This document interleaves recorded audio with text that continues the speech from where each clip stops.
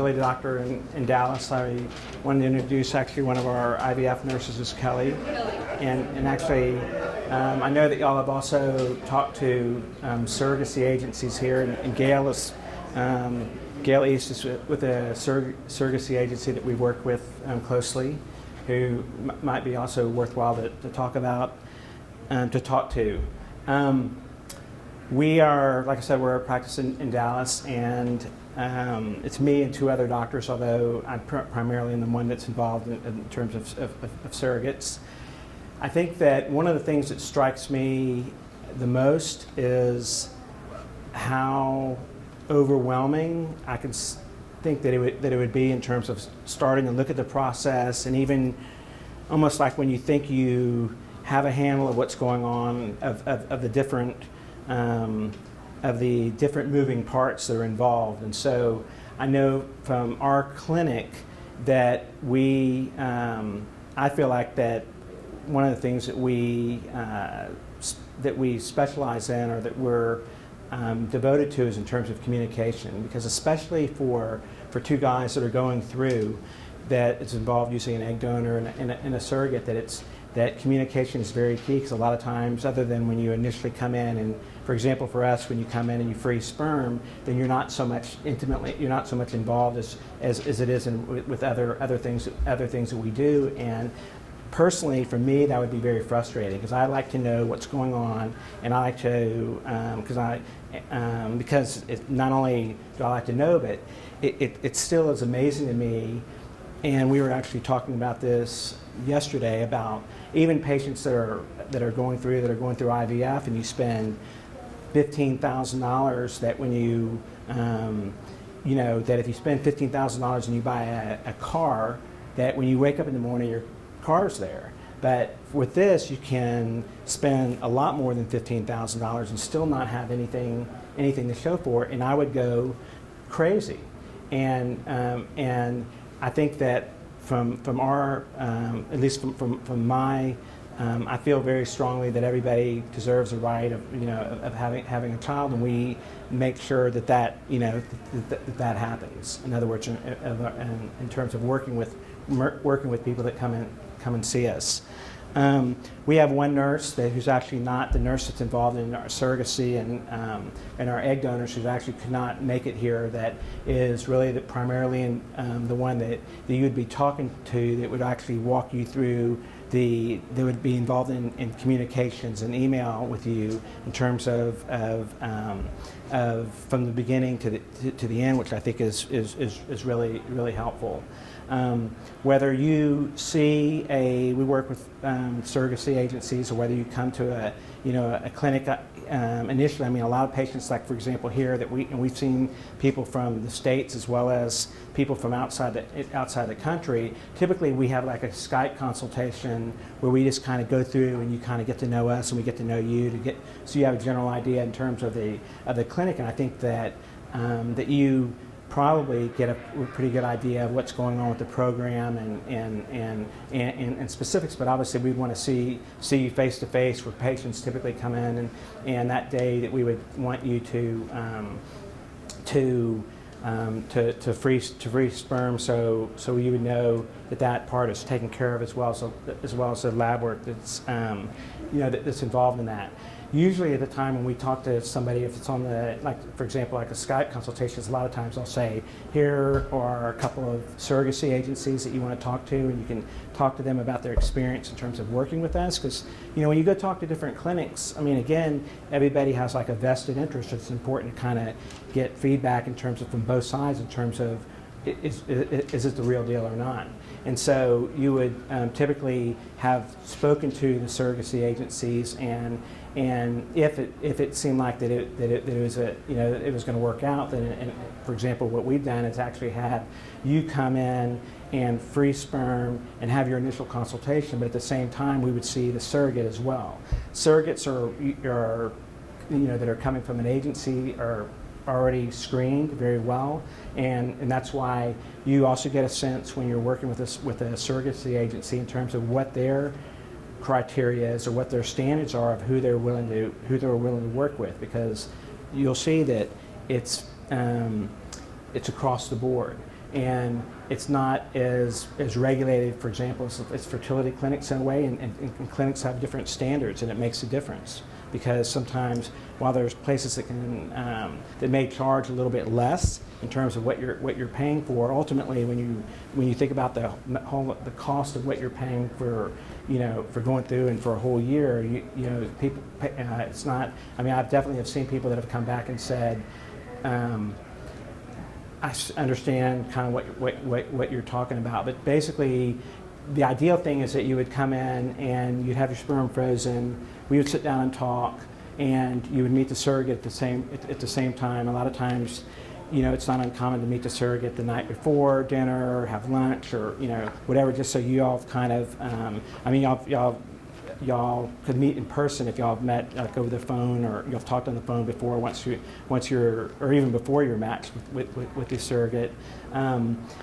We would then see both of y'all together, or I would see you both together, and then I typically see, the surrogate and see y'all separately to make sure that the surrogates, that we have all the information, and that the information that she's provided initially matches up.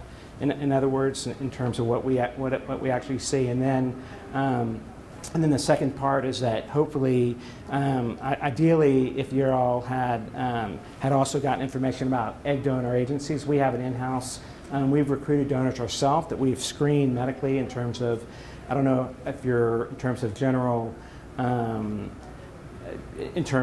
medical screening. When you're looking for a surrogate, the things that you look for are very different than when you're looking for an egg donor.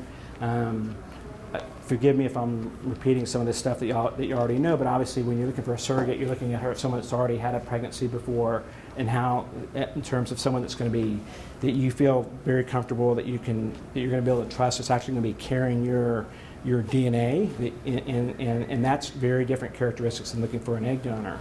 But once you picked out the surrogate, then we have an in-house donor program that if someone talks to our to Jeanette, then she would be able to provide a password where you could see donors. But it may be that you're like, we want a donor that's 6'3" and has an SAT score of 1600, and we may not have that person.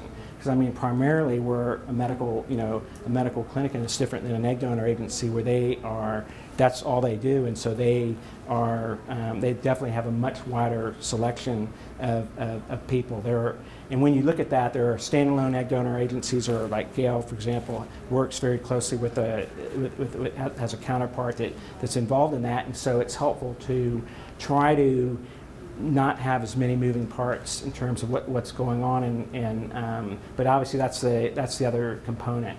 The screening for y'all involves freezing your sperm, getting STD testing, seeing a counselor that kind of talks to you about the psychological issues in terms of going through, and also sees the surrogate. And ideally, for example, it's nice that if they're seeing the same person, because they can, and not so much for the surrogate, but for the egg donor, because a lot of times you'll find out things that I, for example, aren't necessarily looking for. Because like when I see an egg donor, I'm looking for the probability of success. So I'm looking at like AMH and like day 3 FSH and estradiol, which are two lab tests that we get that give us a rough idea of how many eggs we're going to get, and also ovarian reserve. And so I'm not looking at in terms of height and eye color and what her education is, other than the fact that in terms of the physical characteristics that she lists are what is actually the case when she comes in, and that I feel like she's responsible, that she's going to be taking her medications,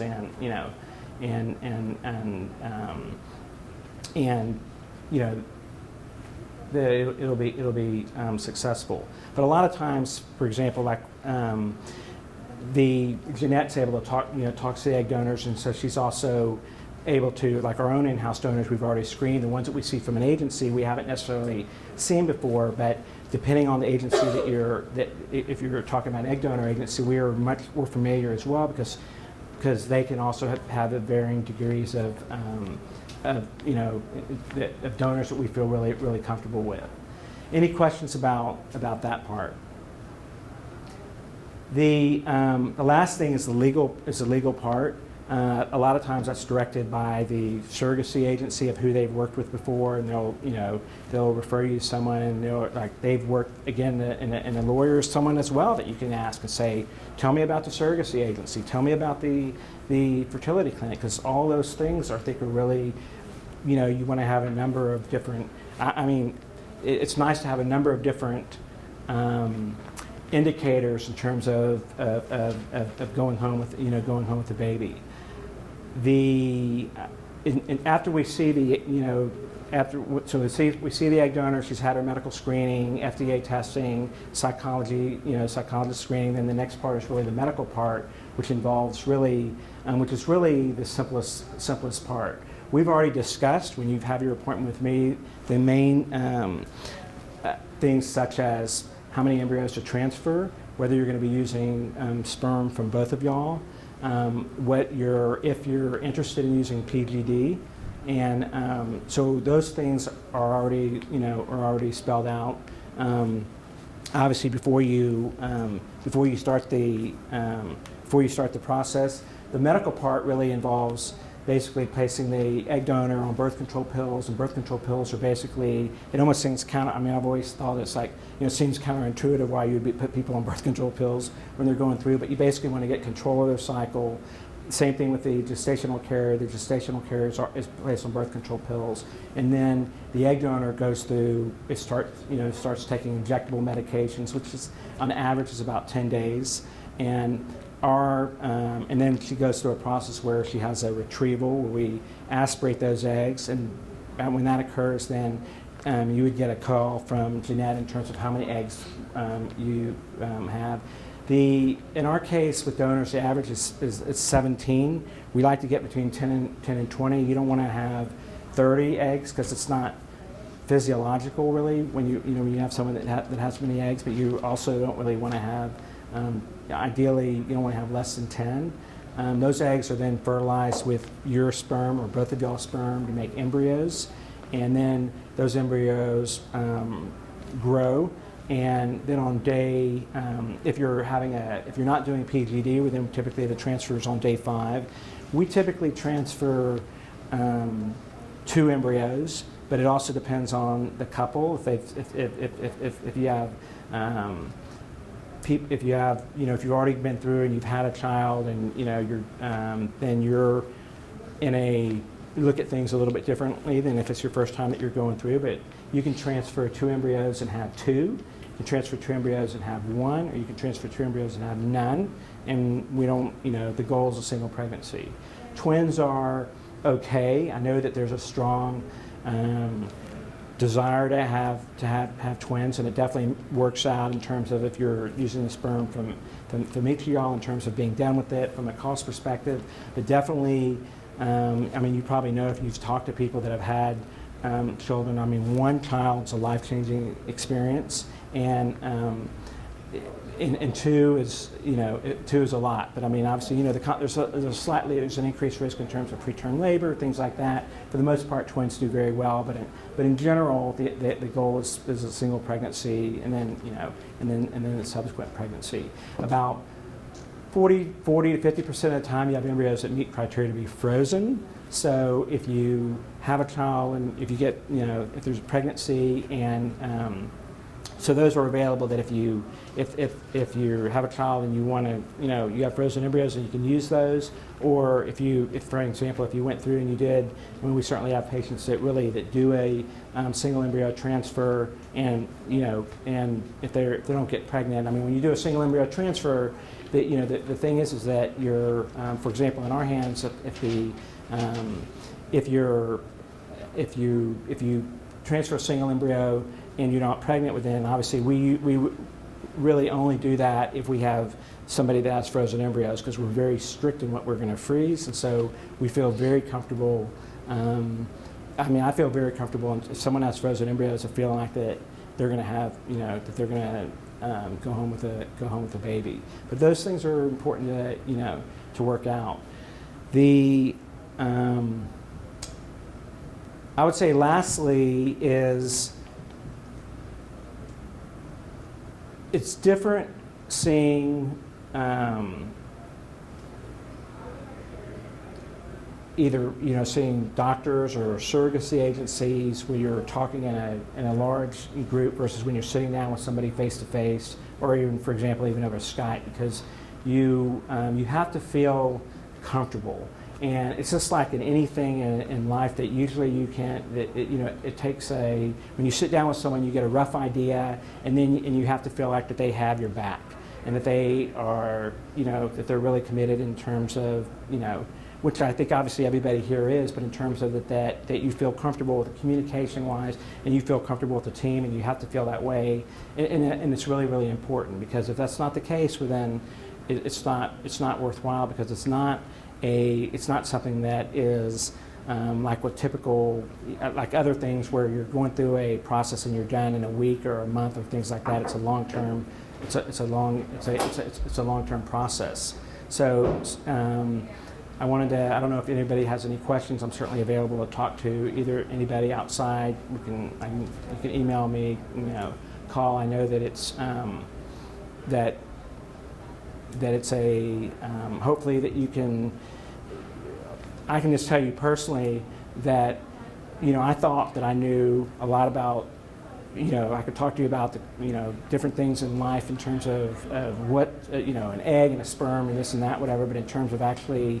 But it's not until really when you have. I mean, for me, it's not until you have a child, and it's still like really amazing to me. Baby with 10 fingers and toes running around. I mean, it's really amazing, and it's still, even now that I've seen thousands of kids, it's still amazing, and it's amazing what it does to people and how it changes you as a person. So it's definitely, don't give up. I mean, it can definitely happen, and it should happen.